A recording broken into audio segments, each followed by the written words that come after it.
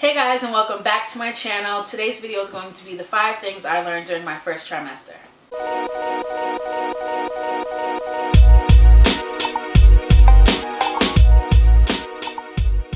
So as you can assume from the title, I have made it through the infamous first trimester and have graduated into my second. But during the 13 and a half weeks, I managed to learn 5 things that I am here to share with you all today.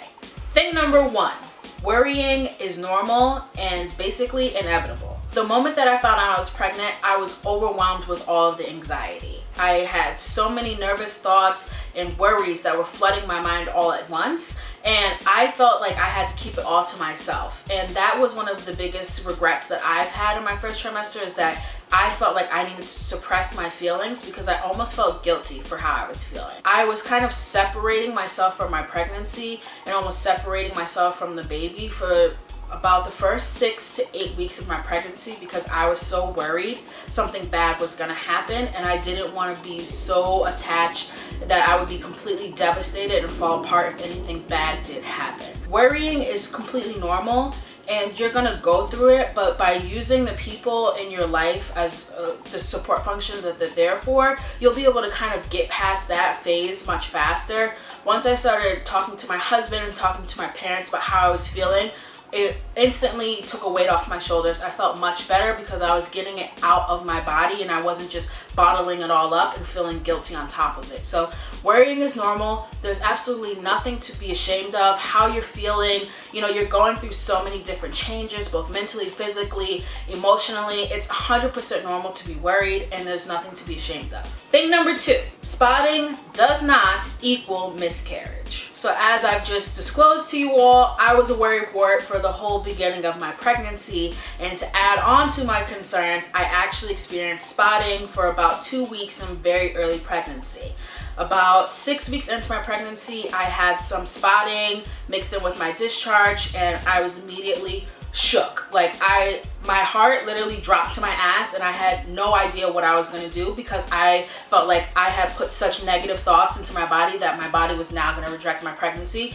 Kind of like the self-fulfilling prophecy. It was like I was so worried something bad was going to happen. Now something bad is happening. Told my husband about it. We booked an appointment literally the next day, and that's exactly what you should do. If you do experience spotting, you should go to your doctor as soon as possible. If you are miscarrying, there's not much that a doctor can do, but when you are going through so many changes in your body, you're actually more prone to infections and any kind of things of that nature. So it's important to go to the doctor to make sure everything is okay, because it's very, very common to spot during pregnancy. It doesn't mean that you're miscarrying. It could be anything. And for me, it was nothing at all. And 25% of women, 25%, that's a quarter of women who are pregnant will spot sometime during their pregnancy. It's so much more common than you actually perceive it to be and that people actually speak about. It's one of those things that no matter what, even if it is common, you're gonna have that feeling where your heart just sinks. But just know that you're not alone, and it's very, very common, and many, many times it's absolutely nothing to be worried about. Thing number 3, find yourself a good doctor who you trust. So as I said, the day after I had spotting, I went to a doctor. My delivering doctor doesn't see her patients until they're 8 weeks along, but I had visited another OBGYN previously in the summertime who was right across the street from my job, and I decided that I would book an appointment with her in the meantime before I got to my actual delivering doctor appointment. My husband and I went to the appointment, kind of voiced our concerns, and she just kind of walked us through like welcome to pregnancy and gave us like a bunch of information. But during the time that we were doing our consultation, she was talking over me every time I asked a question. It was bizarre. So I came in with a lot of questions because I've done a lot of research and I knew exactly what was going on with my body.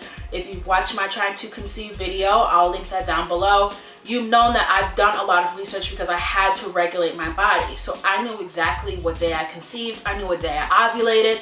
I was tracking my temperatures. I had questions, and she was just kind of talking over me. She said some information that I questioned, and in the moment, you're kind of like, well, she's the doctor, and you start losing your confidence in what you know about your own body. So I just kind of shut up and I just kind of let her speak over me and let the information kind of wash over me. And when I left there, I was kind of like, I didn't feel good about that appointment at all. And I went in there for the fact that I was spotting. So I thought that there was gonna be some sort of conclusion. You know, she tested me for a whole bunch of stuff, but it was just the usual test that they do for pregnancy. It was nothing special for my unique case. And I went to her 3 times in between 6 weeks and 8 weeks. And I just felt like she was booking appointments literally to make money. She was not interested in me. She was not interested in my child. She was just kind of having me come in to freak me out. So my levels, the hormone that's in your body when you find out that you're pregnant, is HCG. My levels were high, okay? So she's making me think that I might be having twins. So my husband and I are like, okay, like, I mean, mind you, my husband and I kind of always thought that having twins would be kind of a cool thing, but obviously she's like putting things in our head. Even though the ultrasound, there was only one baby, you could see that there was only one baby, she's still saying, well, you know, if this, and this, it might be 2, like just kind of playing us along, like as if this was really a thing, when I feel in my heart she already knew we weren't having twins. And she would say little things like, oh, your HCG is really high, it could be this cancerous thing, like bizarre things that were not soothing or helpful or informational at all. It was just like these extreme things that made people, like made me and my husband feel really nervous about the whole situation. And I'm already nervous. So having a doctor that you trust is so important, because when I went to my new doctor, it was like a breath of fresh air. I felt soothed, I felt comforted, I felt like she cared. She listened to my questions and actually thought before she spoke to answer the questions.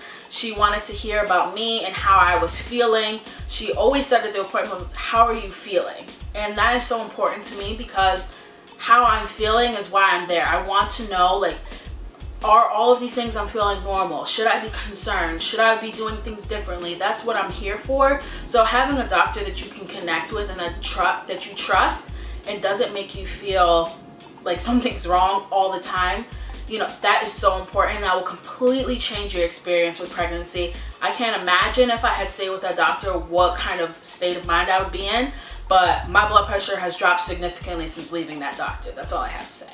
Tip number 4, which I am still guilty of, but I'm trying to wean myself out of this habit, is do not over-research. The more and more you research every single little thing, guess what? You're gonna self-diagnose yourself with something that is not even possible for you to have. You just need to kind of take the information and go to your doctor and let them be the judge of whatever is going on with you. What I do is any little thing I feel, any little thing I think, I'm immediately on Google, I'm on my forums, I'm asking, and you get all this information and it goes right into your head. And then you start thinking, everything starts percolating. You're like, oh my gosh, you start symptom spotting. And then next thing you know, you're down this rabbit hole and you can't get out. So if you feel anything, write it down in a notebook and bring it with you to your prenatal visit, and kind of walk your doctor through all of the things that you've been feeling that week or that month, for however long it is between appointments, and let them be your guide.